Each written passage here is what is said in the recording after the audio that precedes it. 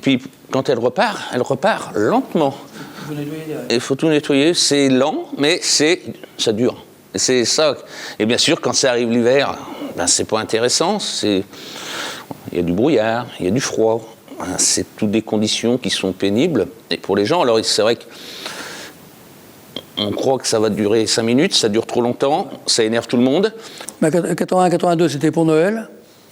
Alors pour Noël, bon, bah, c'est moins grave parce que les cultures, il n'y a rien. Et puis la végétation, personne ne vit, l'herbe, même l'herbe, elle ne meurt pas. 83, c'était au printemps, tout le monde était en vie, tout le monde est mort. Même les arbustes, tout. Les vers de terre étaient tous remontés, c'était tout mort. C'est vrai qu'on était une petite caserne. Elle a fermé en 2016, bon, c'était voilà, des raisons politiques, on va dire.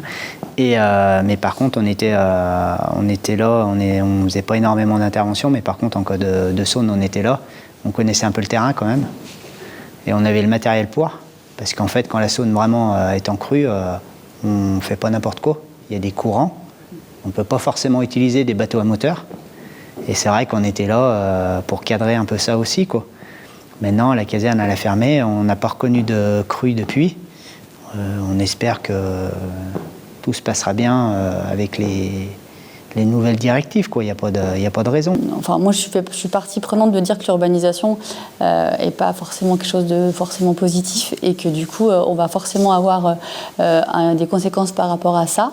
Et puis, je pense qu'au niveau du climat, de toute façon, il y a une évolution du climat qui est pas, qu'on peut pas contrôler, qui est de plus en plus, j'ai envie de dire.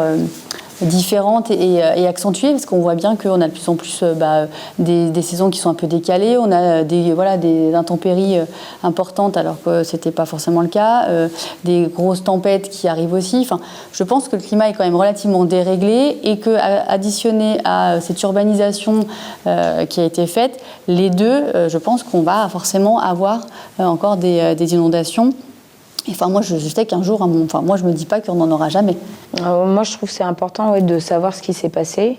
Et ça nous permettrait peut-être aussi de savoir ce qu'on peut faire au moment où ça arrivera. Comment anticiper les choses. Et après, oui, je pense qu'il peut y avoir des crues par rapport aux conditions climatiques. Tout a changé maintenant. Donc, on n'est pas...